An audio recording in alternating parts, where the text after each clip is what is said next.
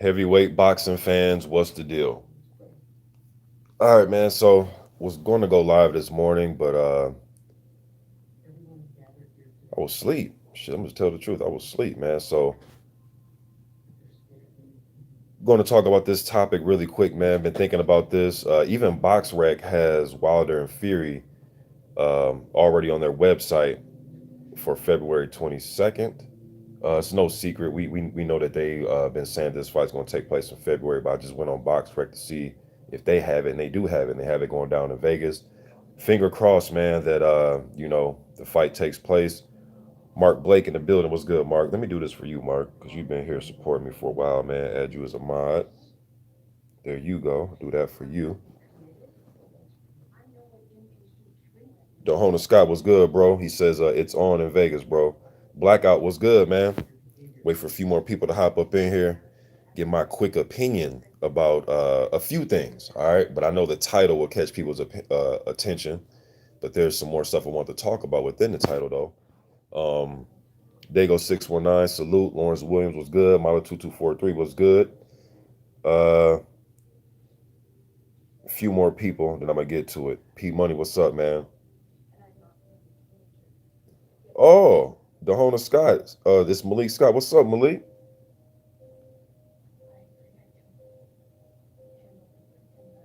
Okay, so let me go ahead and give Malik Scott a wrench. You know what I mean? It was good chopping up with you, Malik, at the fight, man. I wish, yo, bro, I should have recorded that, man. Cause my wife was looking at it. She's like, man, y'all was going over fight styles. You should have just recorded that. But I wasn't even thinking, man. And once again, here go YouTube messing with everything. All right, Malik, but since you in here, bro, Malik Scott's in the building, y'all. Um, what you think about this? All right, man. So I love the old school Don King fight cards, man, where he would have, Tim Witherspoon, Michael Dokes. He'll have all them dudes on one fight card. I'm a big fan of those heavyweight type of fight cards, the night of the heavyweights. You know what I mean? And I have to give Eddie Hearn his props, although Eddie does stuff that make me scratch my head, and it is what it is. But I like the fact that when Eddie Hearn put together cards like he did the one in Saudi, he will stack it with heavyweight fights. It might not be the heavyweight fights that everybody's dying to see, but I just love that type of card, especially when you have the heavyweight champion or one of the heavyweight title holders as the main event. All right. To me, that makes the most sense in my opinion. All right. Then you can showcase other heavyweights that might be possible opponents for said title holder who's in the main event. You know what I mean? So to me, that just makes the most sense. Plus, it gets the fans more familiar with the other heavyweights. All right. So I'm hoping and praying, man, that they for this card is gonna take place in February. No disrespect to the lighter guys, the booger weight guys. You dig what I'm saying? Because they throw a lot of punches. They come to fight. But I want to see this decked out with Charles Martin and Brazil and Konalki guys like that. Now let me get to those guys, all right? Because I use Martin and Brazil as my thumbnail. Okay, so now Charles Martin has a fight coming up December 21st. He'll be taking on Steve Volkosa. I remember that dude off of the Boxino tournament. There's footage of him sparring James Toney. Maybe Malik know who he is because the dude was a decent national amateur. I think in the late '90s, back when Malik was doing his thing. So maybe you fought him in the amateurs, but I seen a whole bunch of sparring footage. I remember because James Toney has a plethora of sparring footage on YouTube. James was in there with like Jason Gavin and all those guys. You know how James Toney used to spar, and they're talking shit, doing his best impersonation of Jersey Joe Wolcott and all those old school moves, and using his shoulder and using footwork and stepping off to the side. And JT is one of the best technicians, you know what I mean? But he has sparring footage with Volkosa, and I know Volkosa, man, he suffered a knee injury. He was 8-0 at the time. This is like 2002, I think, something like that. 2001, 2002. Ended up suffering a knee injury. He was 8-0 as a heavyweight, 6'5", about 240 pounds. He was Freddie Roach. And then he messed up his knee, man. And then he took 12 years off, came back, actually beat Jason Estrada, who was an Olympian. Um, didn't have quite the success as a pro, but shit, man, coming off of 12 years and beating a guy that was once an Olympian, that's pretty damn good, man. I think the Estrada fight was his first fight back when he came back from 12 years. Maybe it was his first or second. And then he entered the Boxino tournament. And I remember it that year because Andre Fedosov beat what's the southpaw? Donovan Dennis. that was pretty entertaining Boxino tournament that year, man. You had Donovan Dennis, Razvan Kajanu, um, Fedosov. I believe my man Nate Heaven was in that too. So it was a good little, ESPN type of thing. Um, so after that loss, Steve Acosta took what 5 years off. Came back. He beat a guy that was 1-0. Then he beat Giuseppe Cusimano, and that was a upset victory for Vicosa because that Cusimano was what 8-2, and they were fighting for one of the minor WBC straps. It was like the WBC. It was just one of the minor WBC straps. All right, so he's back again, and he's 42. You know what I mean? And obviously he's had knee problems, but he's back to fight Charles Martin now. Most of us fans will call it a stay busy fight. Also, although I don't believe in those type of terms because you know I I just don't believe in those terms, man. But it's a stay busy, with my quote, type of fight for Charles Martin. We expect him to win the fight. Should be easy work from the outlook. But Makosa's a southpaw. We know Charles Martin's a big southpaw himself. So I'm expecting Charles Martin to win that fight, and it's going to be on the Charlo Harrison card, all right, in a few weeks here, December 21st.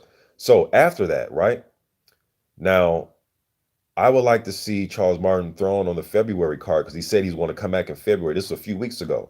I'm gonna come back in February. He's been saying that he's been calling out. Let me see.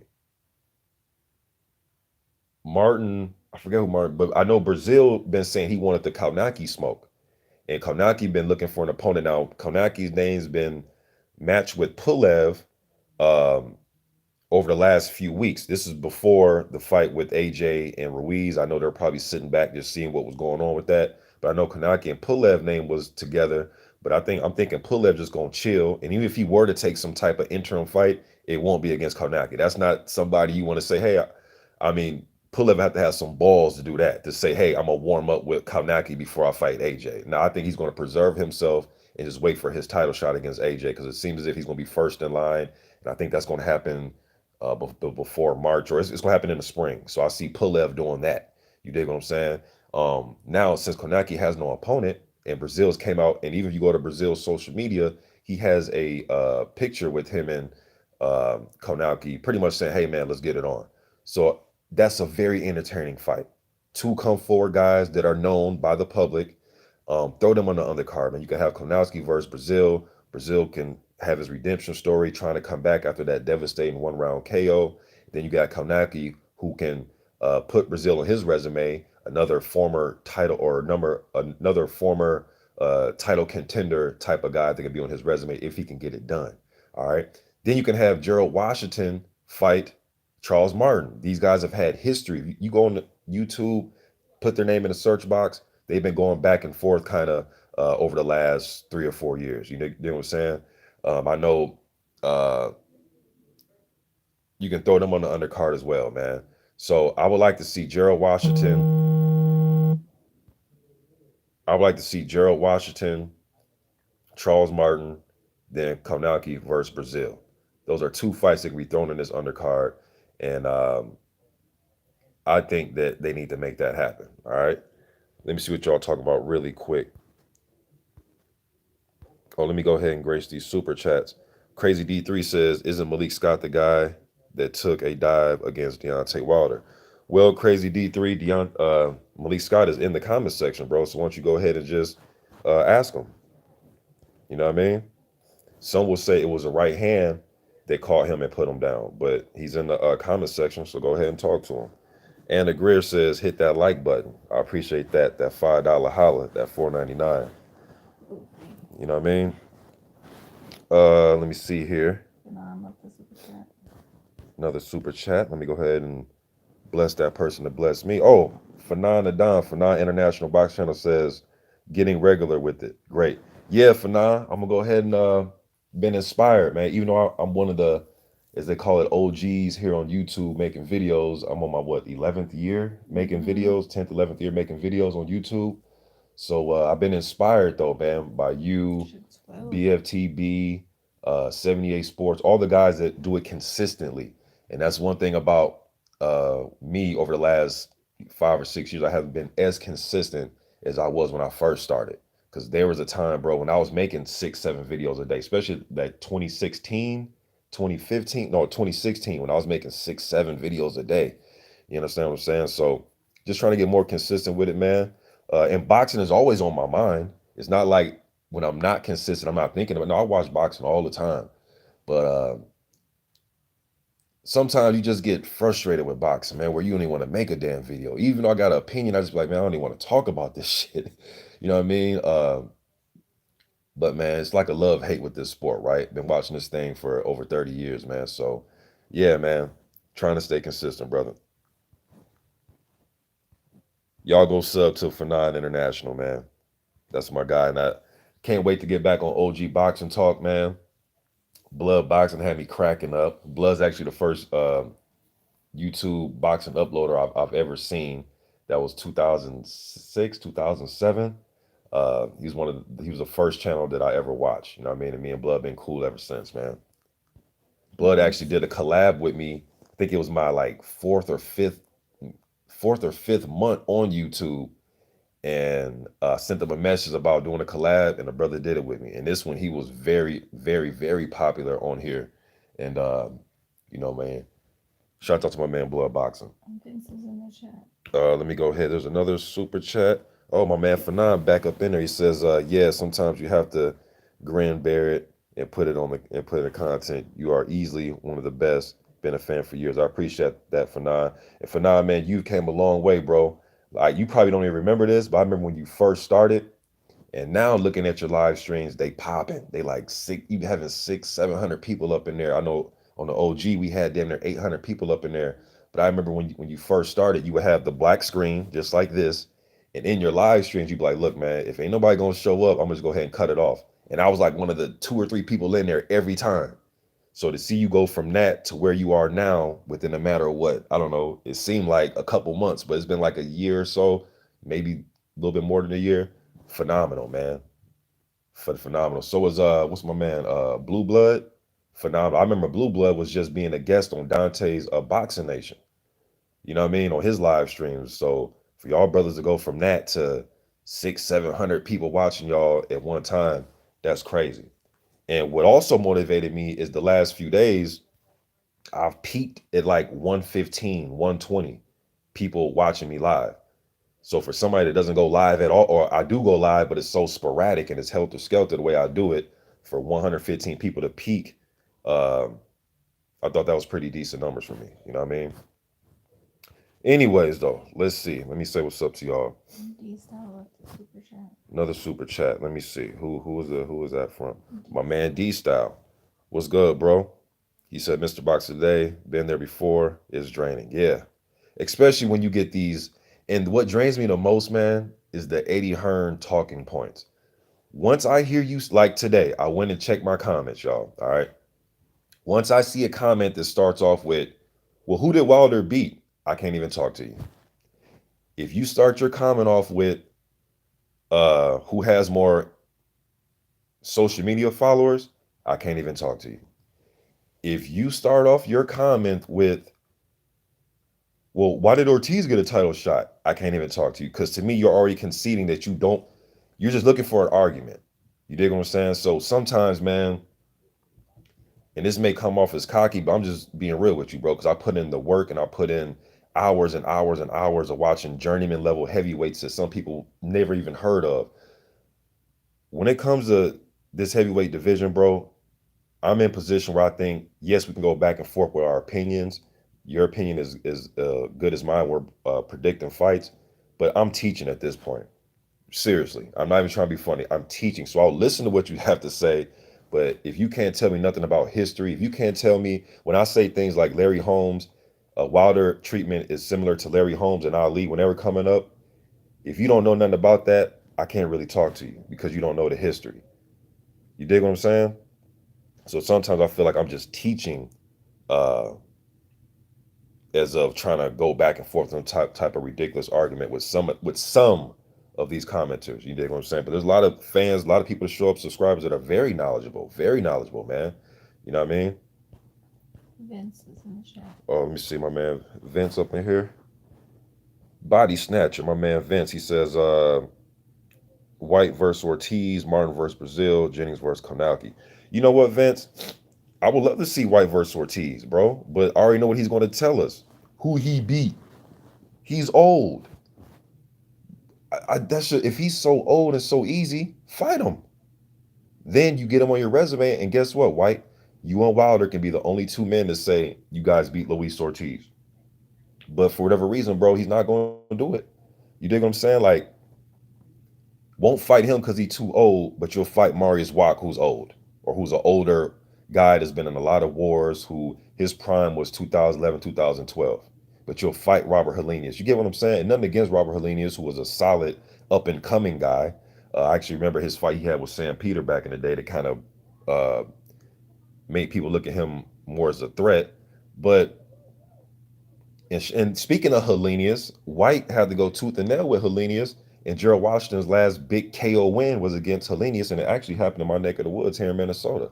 You dig what I'm saying? So I just don't get some of these matchups, man. I just don't get some of these contenders that talk a big game, but then they won't fight the guys that are tough. You know what I mean? What do you think of Stephen Shaw? He's one of the best young Oh, lions in the division. thank you. Hoop. Malik Scott. Malik Scott. Malik, thank you for bringing that up because I just watched the Gregory Corbin fight yesterday. With shout out to my man Greg Corbin, man. Did a few interviews with him. You know, you make a connection with fighters, man. You want to see them do well. You try not to be biased, but I would like first. Let me start with Greg. I like to see him take some, as they will call it, journeyman level fights, just to get some wins back under his belt because that's three straight tough losses, man. The Charles Martin fight, the Philippe Herkovic fight, and then the Stephen Shaw fight. All right, but back to Shaw. He's from St. Louis. He has good technique. He has very fast hands. He comes across like somebody that doesn't have to think when he's throwing punches or when he steps off to the side. He doesn't have to think about it. It's just fluid combination. So he has very quick hands. I heard that he spent about 3 or 4 weeks with Ruiz, preparing Ruiz for the AJ rematch.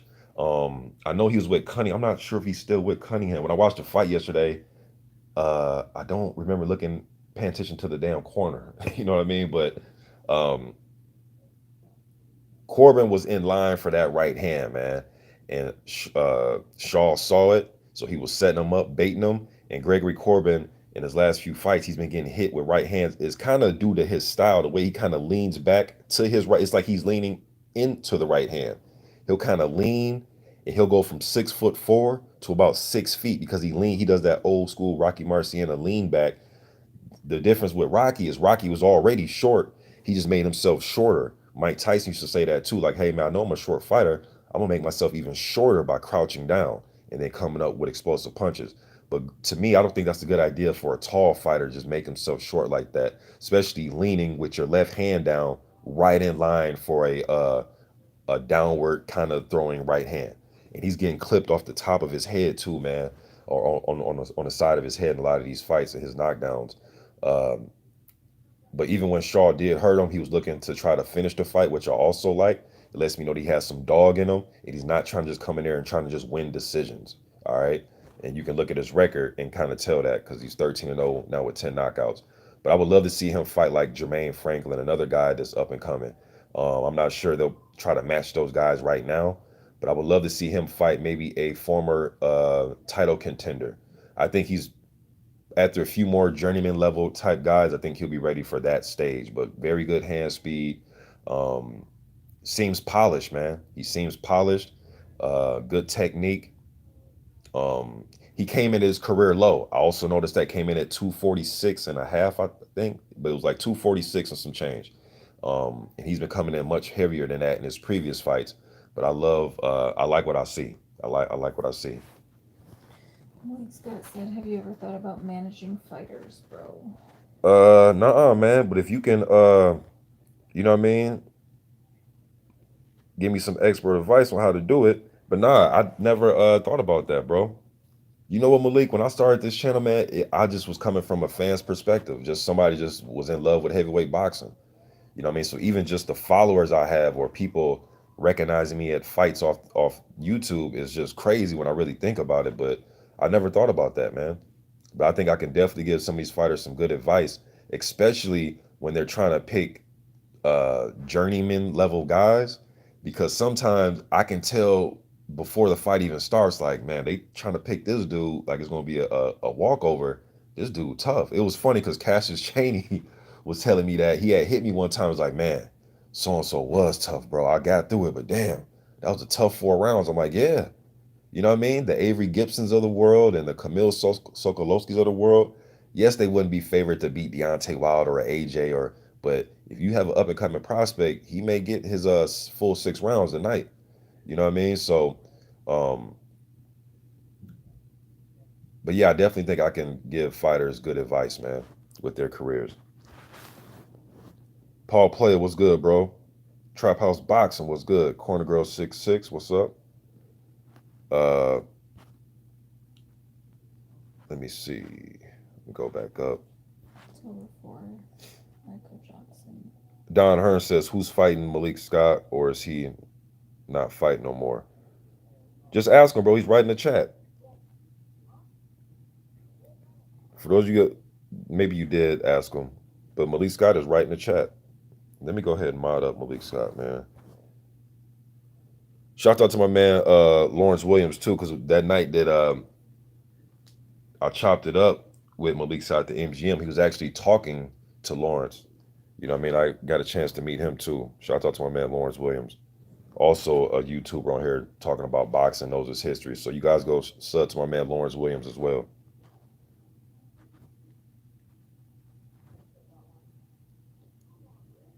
Anthony Bolton says JT James Toney, one of my all-time favorite fighters. Man, JT was the man, bro. Look, man, when James Toney went into that fight with Samuel Peter, and this is the who next Samuel Peter. This is Samuel Peter that uh, landed that devastating knockout against Jeremy Williams. This is Samuel Peter that even though he lost the fight, he had Klitschko on the, you know what I mean? He was hitting him behind the head. He was doing some but cuff punches, but he was hurting Vlad. Vlad almost stopped him at the very end, but this is that Samuel Peter. You know what I mean? And JT went up in there and didn't run at all. He stood right there. He was slipping in the pocket, countering, coming back with shots, took big shots. JT was the man, yo. People would get on his weight, especially when he got up to well, even he was having weight problems uh early in his career, but when he got up to heavyweight and people just looked at his gut, and I'm like, yeah, but man, this dude can fight though, man. You know what I mean? October 4th says, what do you think of Pulev or Usyk being possible next opponents for AJ? Meaning, how do you think he should best approach each opponent as far as game plans? That's a good question, October 4th. The way I think he should approach Pulev, look, this whole back foot AJ, I get why he used it for that fight. Now, do I think he should revert to that style against every single body? No. I think you should use whatever style accordingly. Okay. So Pulev, I think he should mix it up a little bit. Pulev's gonna. We already know what Pulev's gonna do. He's gonna jab, jab, jab, jab again, jab one more time, and jab some more. We know what his game plan is gonna be, and try to look for right hands. He's gonna stand straight up like an ironing board, but he has a very good jab. He's tough and he's experienced. Okay, but he has slow feet, so I think AJ should just be angling, not moving around, hopping and hopping everywhere, but just kind of glide, take side steps off to the side, look for his right hand. And when he gets on the inside, let them hands go. Because that's one thing that Pulev has proven, like a lot of, not all, but majority of like the Euro style fighters, they don't want to fight on the inside. They rather hold and clinch and wait till the ref breaks them. All right, but he needs to get nasty on the inside. Definitely let his punches go. But try to use a quick jab. But Pulev, look, Pulev is one of the only guys, man. Fury did it as well, but one of the few guys that I seen kind of, even though he got knocked out, but if you just go watch the fight and just look at the jabs, he was going jab for jab with Vladimir. He even landed a jab. Was it a jab he landed on Vlad where he kind of made Vlad stumble a little bit? I know Vlad knocked him out, but Pulev has a very good jab, man. But look, sometimes you can out jab a master jabber. I've seen Carter Truth Williams, Larry Holmes, one of my favorite of all time. One of the handful of guys I ever seen out jab Larry Holmes was Carlos Truth Williams. So your jab needs to just be on point for that night.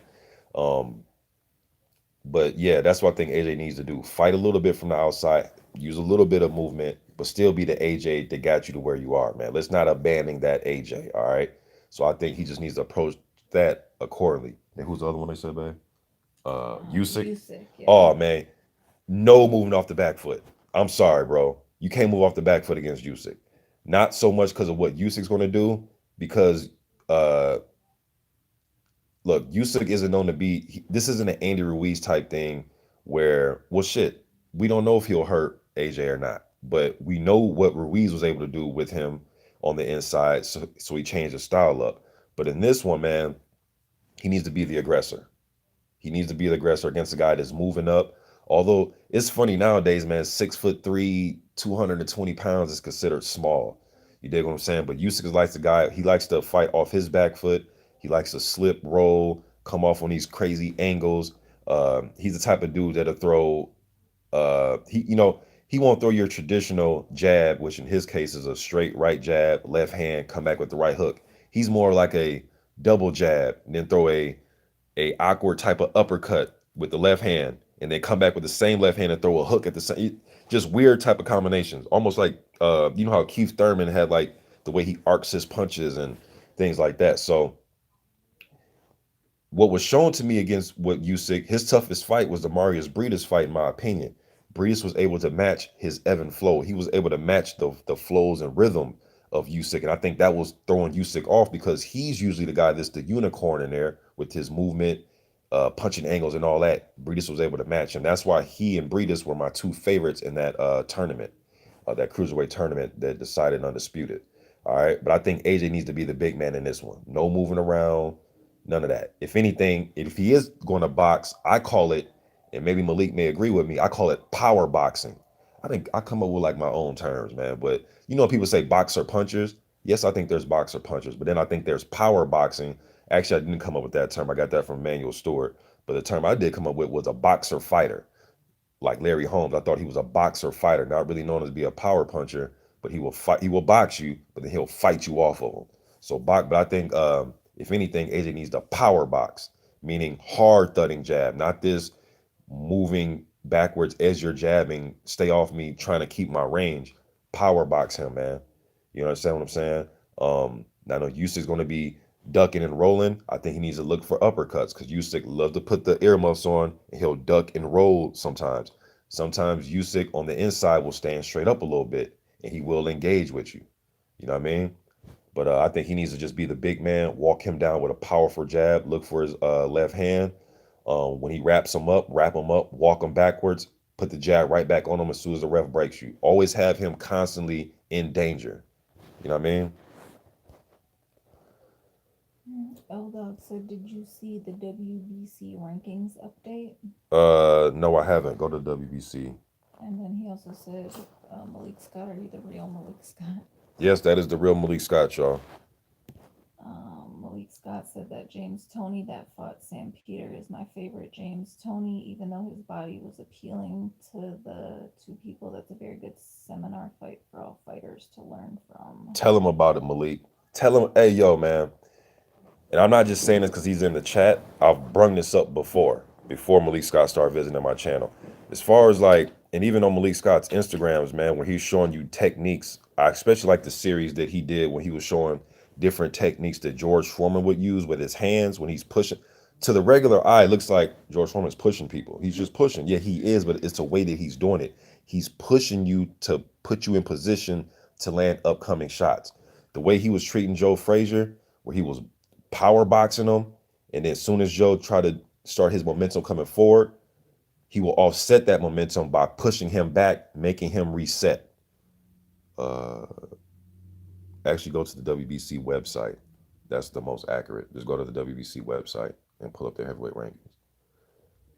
Um, but yeah, man. So that was a clinic that JT did in that Peter fight. But yeah, but Malik Scott, I definitely agree with you, bro.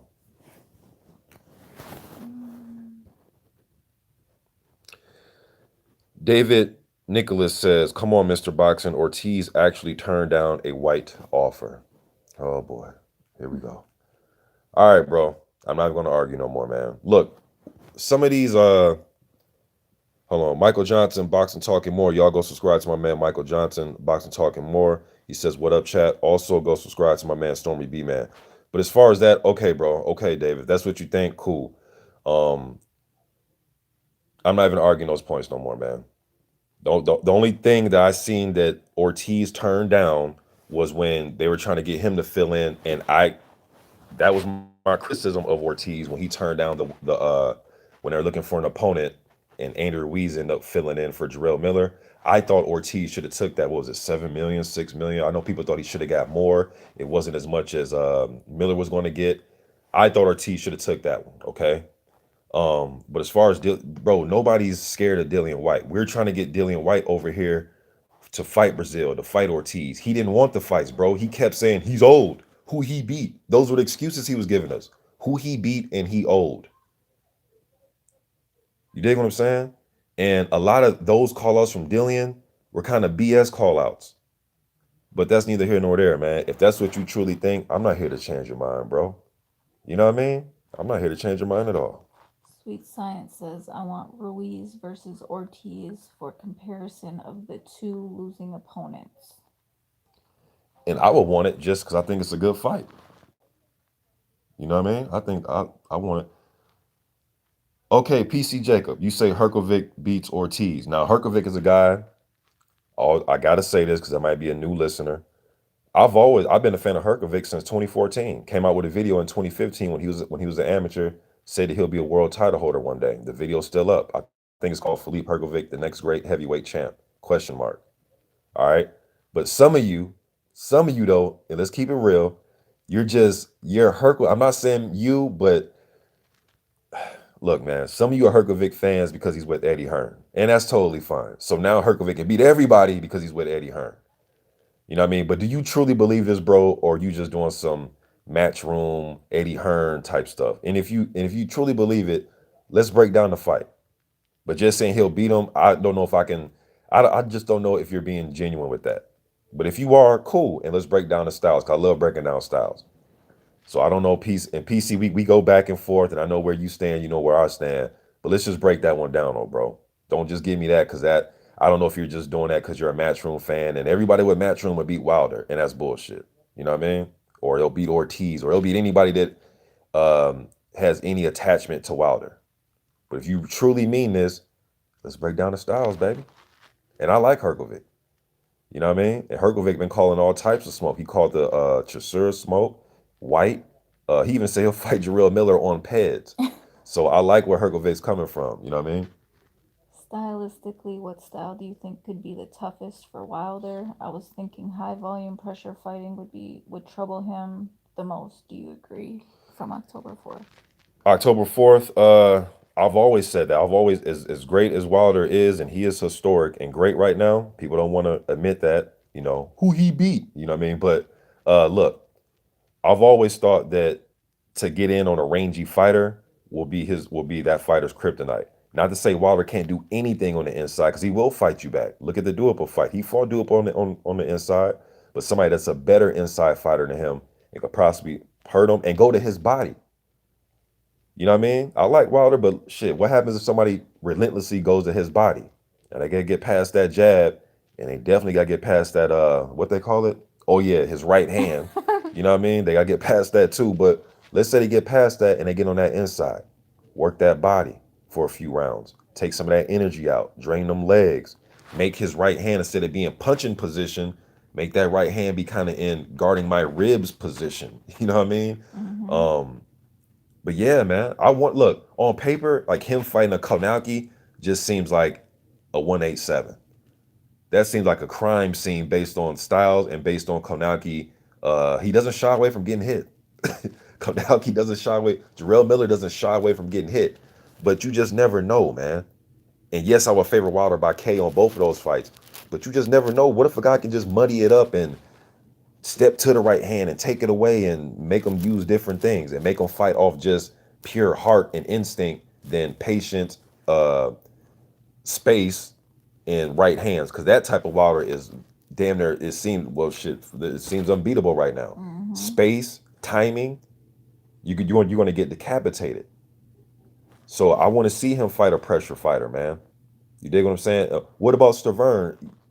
But other pressure fighters too, though, not just the Stavern's fights. George Foreman is the most unappreciated heavyweight of all time for Malik Scott.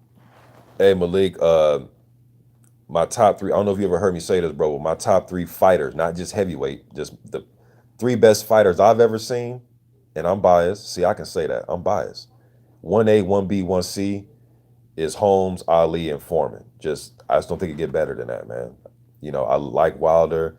We got the new crop with AJ and Vladimir Klitschko. I respect his reign. I respect even before those guys, Jack Johnson and Joe Louis. And to me, those are my three favorite, man. To me, the three best. You know what I mean? But Big George, man, some of the subtle things he did in the ring, and people like look, some fans comparing Joe Joyce, and no disrespect to Joe Joyce, to George Foreman. I'm like, no, not at all. Not even close. Not at all. First of all, man, you got a man that took 20 years. He has a 20-year gap from winning a heavyweight world title. That's astonishing. Okay, that's number one. Number two, he would do little subtle things in the ring that people never gave him credit for, man. Number three, he had a jab that was out of this world. He had a chin that was out of this world. He actually moves his head. He moved his head. He had actually Big George had pretty good footwork when he decided to use it. When he decided to actually use his footwork, especially in his younger years, he had pretty decent footwork. The way George Foreman would win the battle of the hand placement with his opponent, where he kind of bat your jab down with his offhand, kind of parry, just batting it down, knocking it away. He was exceptional at that. You know what I mean? And he can go to war. So Big George is underappreciated, man. Sweet Science says, who are your top three up and coming heavyweights? Ooh, that's a tough one, Sweet Science. Just depend on the day you catch me on. Right now, I'm really feeling Stephen Shaw. You dig what I'm saying? Tomorrow I might be really feeling Dubois. Next day maybe Herkovic. Next day might be Makhmadov, Jolalov. I mean, there's Tony Yoka. There's so many of them. If I had to narrow it down to three, Herkovic, Dubois. Then that third spot, man, just depend what day you catch me on, bro. Some days I'm really liking Jermaine Franklin. I think he's a good boxer. Thought he was a really good amateur. Otto Wallen. I guess we can't call him up and coming no more. You know what I mean? But Otto Wallen's guy I've been looking at for about 4 years here, and he put up a hell of a fight against Fury. So I think he's more of a. Does that make him a contender now? You dig what I'm saying? Definitely Herkovic and Dubois, and I think the third one can just. I mean, you can fill in the blank, man. It just depends how I feel. So I'm gonna say Stephen Shaw right now. Tomorrow might be Tony Yoka. You know what I mean? But Herkovic and Dubois to me are the top two. So what else going on? Vince says, no one today is James Toney. They can step to the right hand and take it away. There you go, Vince. Yo, James Toney, man, will just step to your power punch. He would take, JT versus Wilder. Hey, who y'all got in that one, man? At least the JT that fought Sam Peter versus Wilder. And I love Wilder, man, but I can see JT making him miss a lot with that right hand. But you know it's going to land. And JT did get hit, you know what I mean? But, ooh, man, JT got one of the best chins of all time, man. He was in there with Rockman and Sam Peter. He was in there with some heavy hitting guys, man. You know what I mean? But not to say them dudes can have one shot power like Wilder, but. And I really want to see JT fight. You remember when JT was trying to get the fight with the Klitschko's and they just, they, for whatever reason, they wouldn't fight him? He used to always talk shit about the Klitschko's, man, online, and people would he'll get destroyed. I'm like, dude, JT gonna make him miss. I think Vitali would have gave him the most fits though, because Vitali was 6'7", make his upper body move back. He would lean back. He had pretty good legs to be a big guy like that.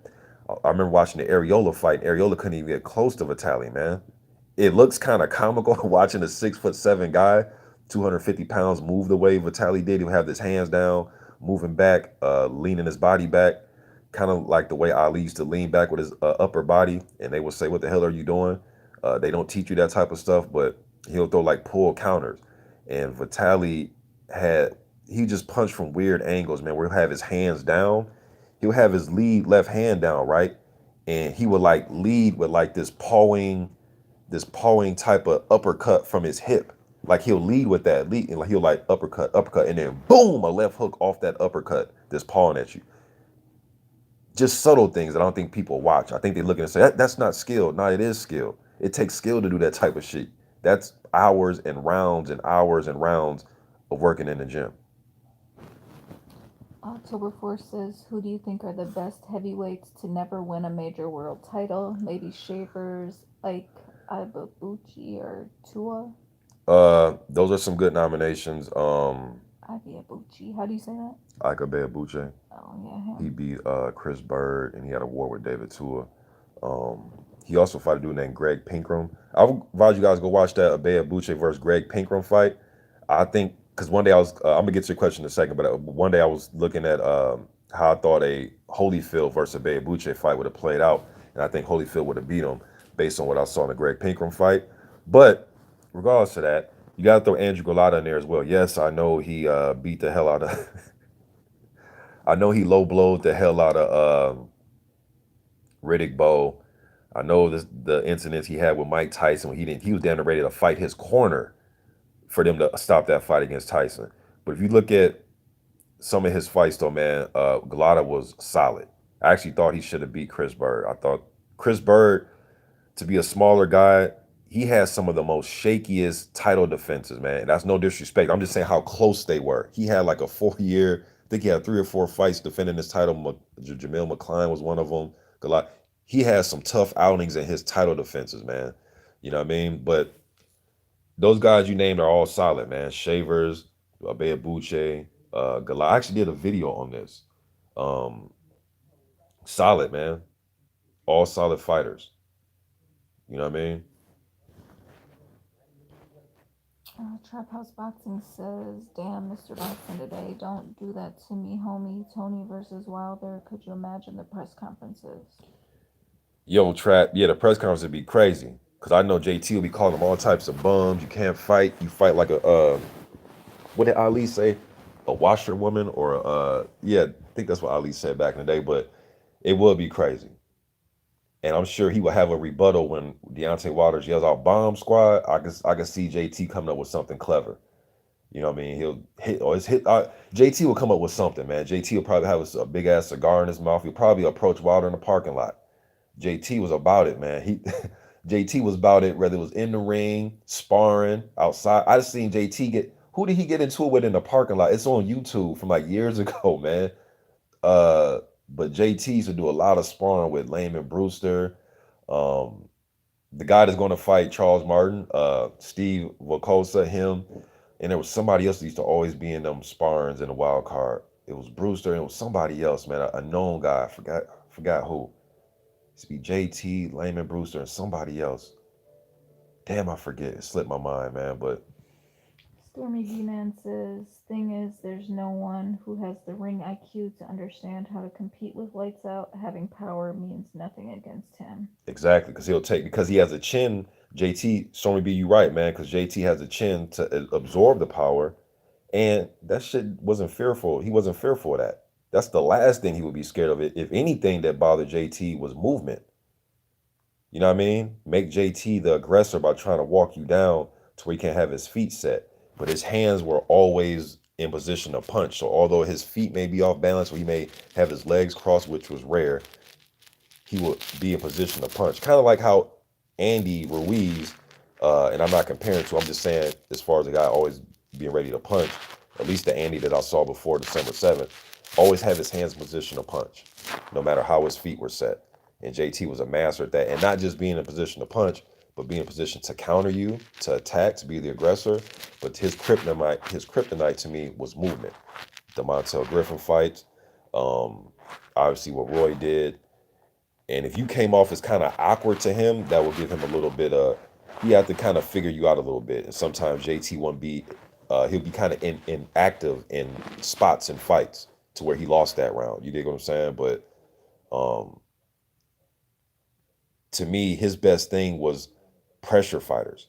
There's some guys that thrive if they fight a pressure fighter. Some guys fall apart when they're in there facing pressure. But JT, because he knows he's going to make you miss. Look at the Jurol fight, and I know you didn't see it, but he know he gonna make you miss.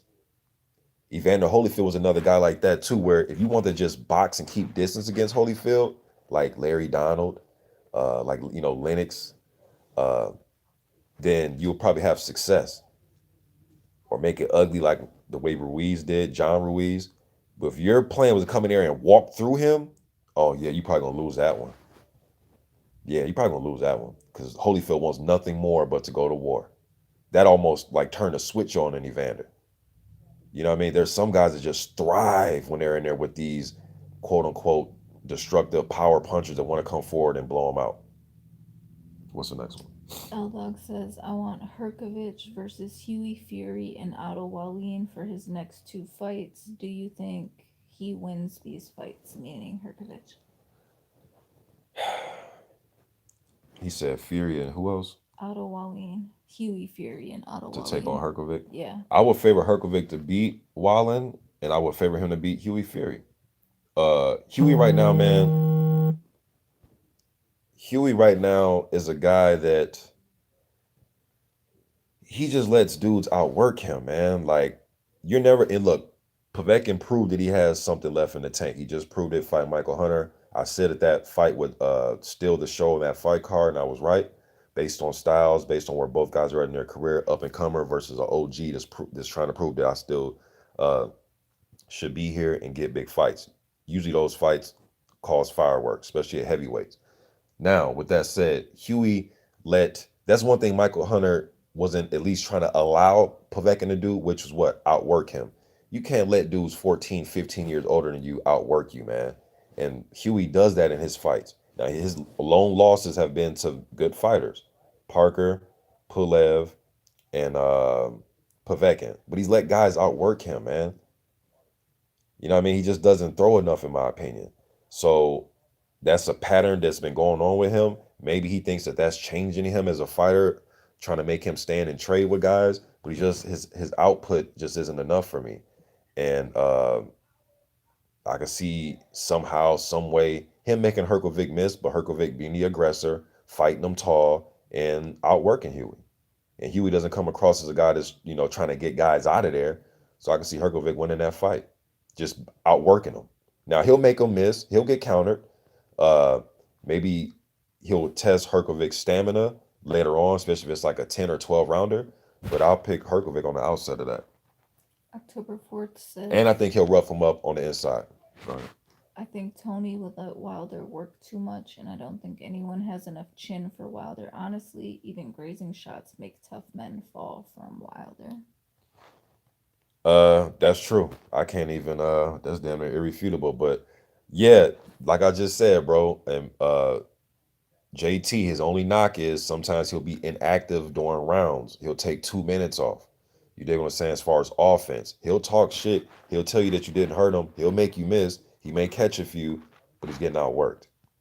You understand what I'm saying? So I can see Wilder winning rounds just off jab, keeping him on the outside. Even if the right hand don't miss, or even if the right hand doesn't completely hurt him like that, I can see it being kind of like the first Deverne fight with JT making him miss, landing some good shots here and there, but not enough to knock Wilder out.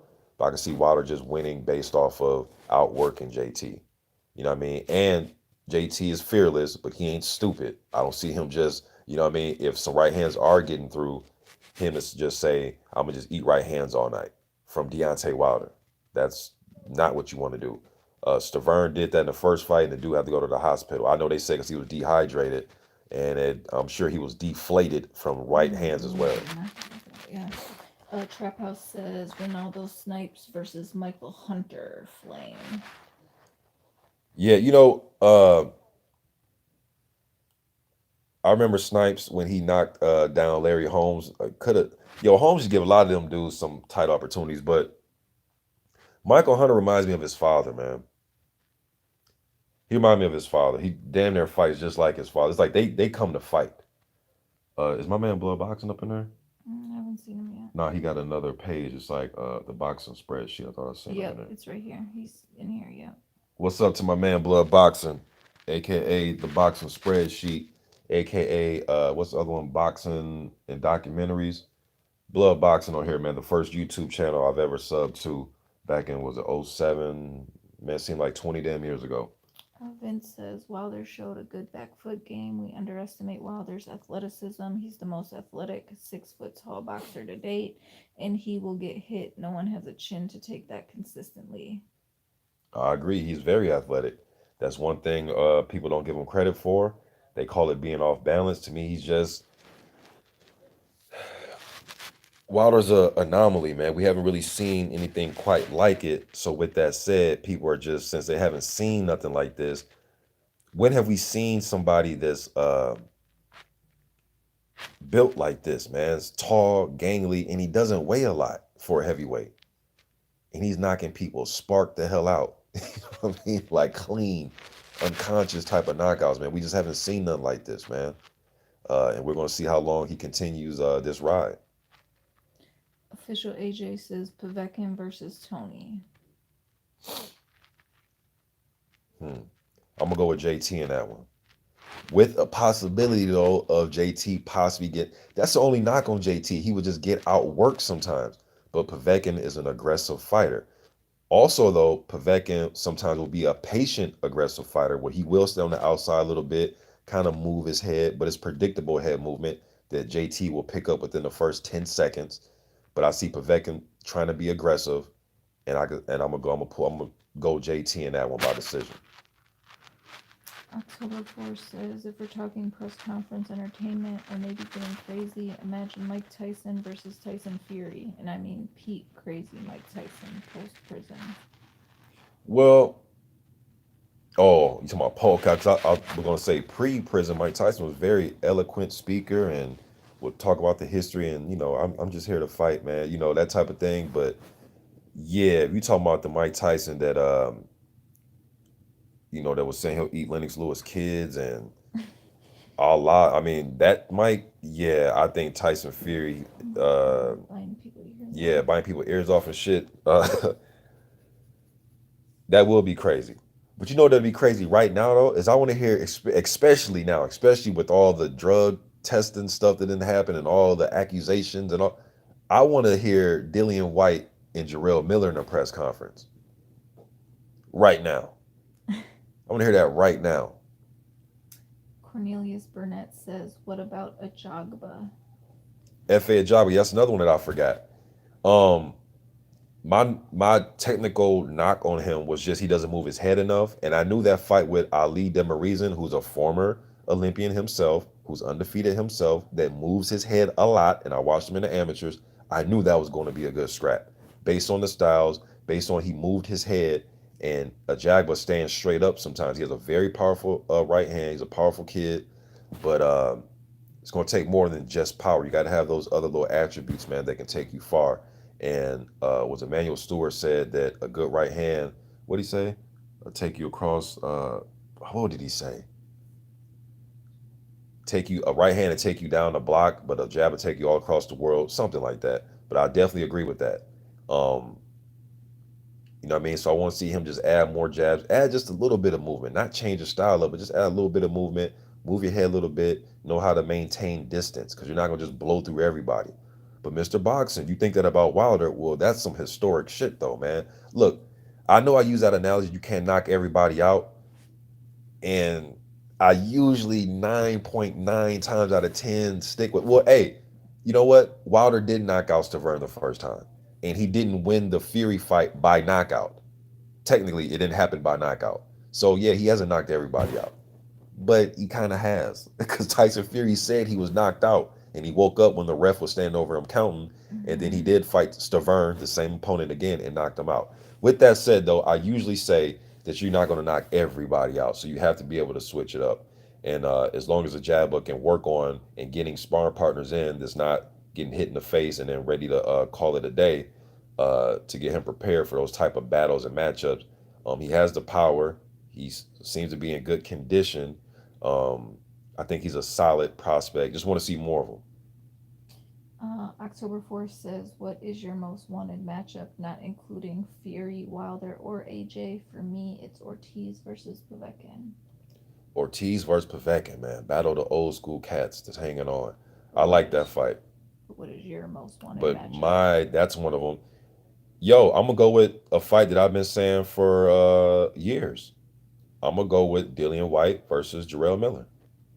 If we're not counting the big three or any type of mixture of the three-headed monster, which is Wilder, Fury, and AJ, you could throw Ruiz in there too, but I Ortiz, all those guys, man. But I still want to see White versus Miller. I think that's a very entertaining fight. Not only just the fight, but the build up. And I think both those guys will come to bring it. And I really think both of those guys don't think much of the other one. And with that said, it's going to cause for explosion. Something will happen spectacular in that fight. It's going to be, and I can see that fight being them holding, grabbing, breathing on each other, falling over each other. It might be a kind of a better version. Well, shit, it's hard to say better because they had wars. Chisora versus White. I think it'd be something like that. I want to see that one. Plus, they both love going to the body. Another exciting one, depending on what he has left. Uh, After that knockout loss that he took, man, Konowski versus Brazil. That's another one. AZ says, I still don't know how good Wilder is, except for the Fury draw. There's Oh, come on, nobody on bro. his record. Bro, AZ. And you one of my miles, bro. We don't, come on, bro. What? See, look, guys, listen to me. You can't make history like this, man.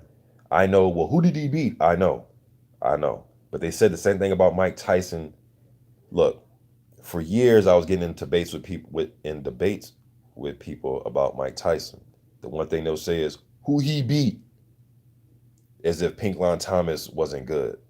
You know what I mean?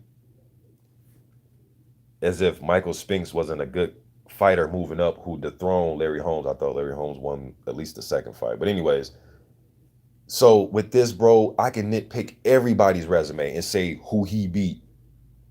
They do this with Rocky Marciano as well. Who he beat. That's like, bro, we can do that with any fighter. You can't make history like, bro, you can't make 10 consecutive title defenses and I'm you said you don't know how good he is. He obviously must be very good. Okay, Obviously. What fighter do you know has 10 consecutive title defenses? Undefeated. Yes, he had a disputable like draw.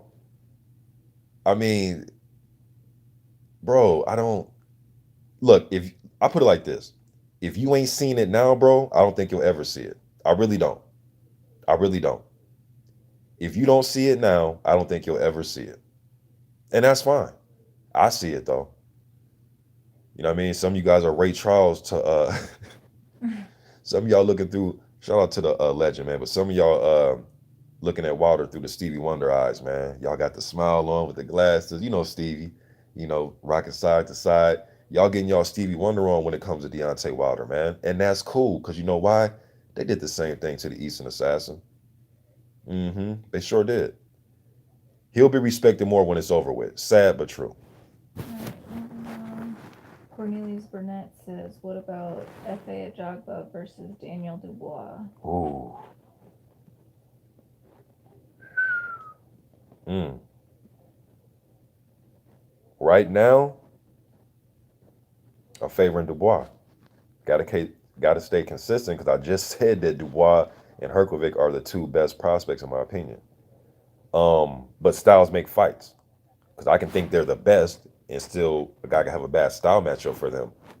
I think that Dubois seems a little bit more fluid than Fa.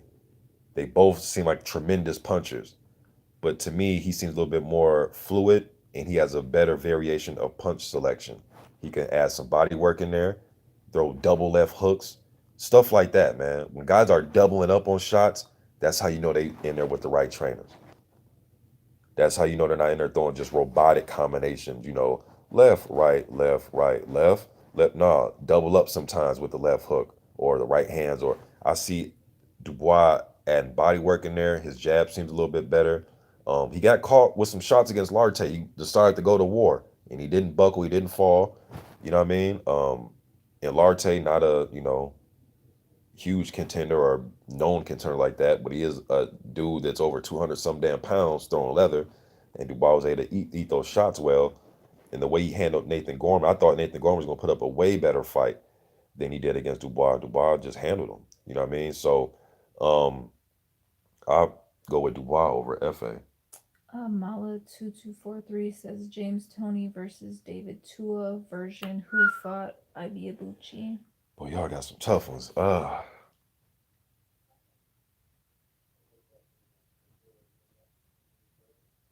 gonna go with JT because Tua's gonna try to come to destroy him, man. If he's gonna try to come to destroy him, and I think JT knows the left hook is going to come. He's going to catch and counter him. I'm gonna go with JT over Tua, L Dog says. but I will go with Holyfield over. They fought. Uh, they already fought. JT took that version of Holyfield to school, but if it was a much more, but Holyfield self-admitted though that hand speed used to give him problems. But I thought if it was like that Holyfield that was in there with like Mike, like that '97, like I thought that Holyfield could have beat JT, but obviously they got in there and JT took his ass to school, man. You know what I mean? Put him on a yellow bus and dropped him off right at school. Um, that was a beat down too. But I thought had he had another version of Holy, I think the real deal would have got that one. But no matter what I think, they fought. JT took his ass to school. L Dog says Majidov beats Ajagba. A lot of these dudes fought in amateurs already. Possibly because he moves his head, and that's what.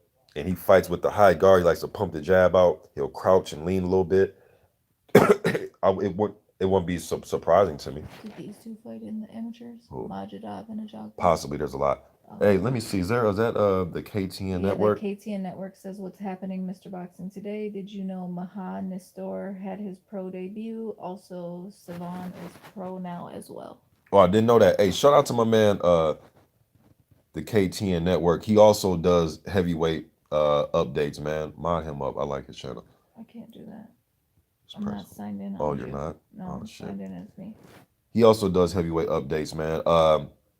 Yes, I know that Mister made his debut. Haven't got to it yet. I'm gonna go over that, and I'm gonna go over. Let me look this up real quick. I forgot the name of it exactly. Y'all bear with me for 1 second. Let me see here.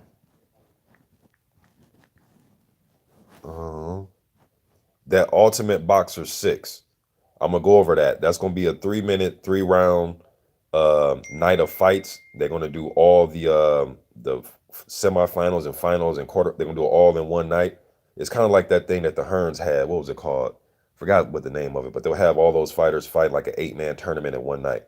But this one, um, Mark Bennett's in it, Chris Healy, Jay McFarland's in it. Who else? Camille Sokolowski was a tough journeyman. Nick Webb, who was once undefeated prospect type guy, suffered some crushing defeats. I think he had just the 2 losses. And Jonathan Pilata. Um, I know some of you like, who the hell are those guys? But y'all know I like these little type of scraps, man. Like this one of them fight cards where me and my wife will probably go to. You know what I mean? Just to get out the house if it was local. So I like these type of little things, man. Just me. But I'll talk about that in my next video. I'm gonna break that down. And that's gonna be in Manchester. So I'll probably have a lot of UK guys listening in and on that one. All right. Mike Wilkins says, I think PBC needs to take a page out of Hearn's book. I think he's probably referring to the heavyweight card. I don't know. If you're talking about heavyweight, putting together the heavyweight cards, that Hearn, I'll give Hearn credit for that. He does put together heavyweight cards, man. Because nobody wants to see the heavyweight champion of the world fight, and then you got like, unless it's like fucking Terrence Crawford and Errol. If it ain't like Errol Spence versus Terrence Crawford or something as the co-main or something, I don't want to see booger weight guys. It's just I don't want to see that, man. I want to see some stack with heavyweights, man. And then usually you feature the contenders on the undercard of the heavyweight champion. That just makes the most logical sense. I didn't get the last fight card with Wilder and Ortiz. I just didn't get the undercard. I didn't get it. AZ says, I want to see Miller back in the ring already. Yeah, I want to see him too. I know a lot of people think he should be banned from the sport forever. But hey, man, they're clearing him to fight. So if they cleared you to fight, you're ready to go, you're ready to rock and roll, then let's get him back up in there. Just make sure you pass these damn drug tests, get him up in there, and let's see what Jarrell Miller got. Char Lambo's Mark says, what about Ruiz versus Kaunaki? Ooh, I'm going to go with Konaki. because I think Ruiz has just as good as chin as him. I think he'll outwork him with the quick hands. But with Konaki though, man, it don't seem like you having quick hands would even deter him from still coming forward. Maybe he can overwhelm Ruiz, but I think Ruiz has better head movement, better defense, quicker hands, and it also showed that Konaki. Look, when Konaki fought Charles, the Areola fight was a war. But when he fought Charles Martin was coming on late in that fight by going to his body and piecing him up upstairs. I'll favor Ruiz in that one, but it would be very entertaining. Vince says that who he beat narrative is BS. The fact that those guys won't fight him should let you know how good he is. Exactly. Referring to Vince is Wilder. right, man. He's referring to Wilder in the who he beat comment. I hate that comment. Well, who he beat? As soon as I hear that, I just ignore it. Cause to me, you're already telling me that no matter you already know who he beat. Okay, that's number one. And number two, you have it in your mind to have a rebuttal to discredit everybody he beat. And the whole who he beat thing is this. Okay, bro. Like, okay, well, he beat Duopa. You can't say who he beat, but then you'll give Povetkin all the credit in the world for knocking Duopa out with a highlight reel left hook. You can't say who he beat, and then if I say Molina, you'll give Joshua credit for beating Molina, though. You dig what I'm saying? I hate when guys do that, man. You give one guy credit for beating the guy, but don't give the other guy credit. Now, also understand you can catch a certain opponent at different times of his career. One guy may have fought him when he was in his prime. One guy may have fought him when he was coming off a damn 6 year layoff or retired. But all these guys have fought the same guys within the last 2 years, 3 type of years, man. Same era. You know what I mean? So miss me with that who he beat shit. It's just ridiculous. You know what I mean? JD says how many consensus top 10 fighters or mandatory challengers in Wilder's 10 defenses, Mr. Boxing? Okay. Well, the two mandatory and look, who left the comment? JD. JD. Okay, JD. So I know who you are. Okay. So you said what now?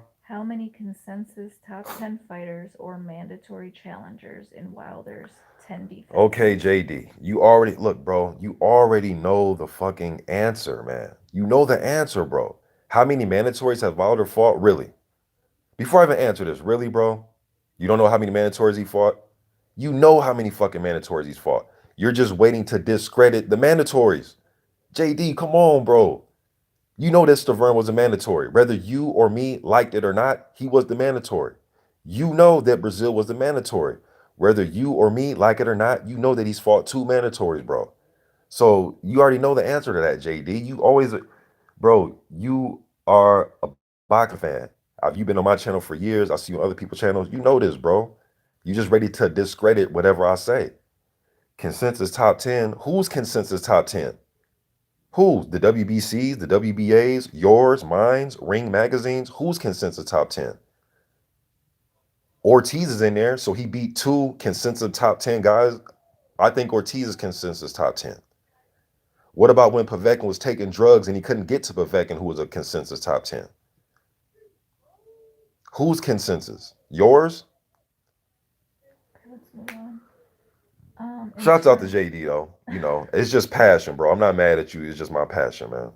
Okay, moving on. In terms of Stike matchup, who are some fighters that give Wilder problems or can beat him? Well, obviously, Fury can give him problems. And I think maybe uh, a pressure fighter that can, this sounds crazy, Get past the right hand. they can get past the right hand or at least take the right hand enough to where he can get close to him. And Ortiz gave him problems. You know what I mean? But look, one day, even though I'm loving the three-headed monster right now, I'm loving the guys that are looked at as the top five, top six, or whatever. You guys know the new wave is going to come up, and these guys that we're not given chances to beat them right now at this minute, the Dubois and Herkovics and all. Eventually, I'm telling y'all, man, and it may not just be those guys exactly, but there's going to be some of these up and coming prospects we're not given a chance to beat them right now. That's going to start to invade the top six. It's going to happen because it always happens. It's the history.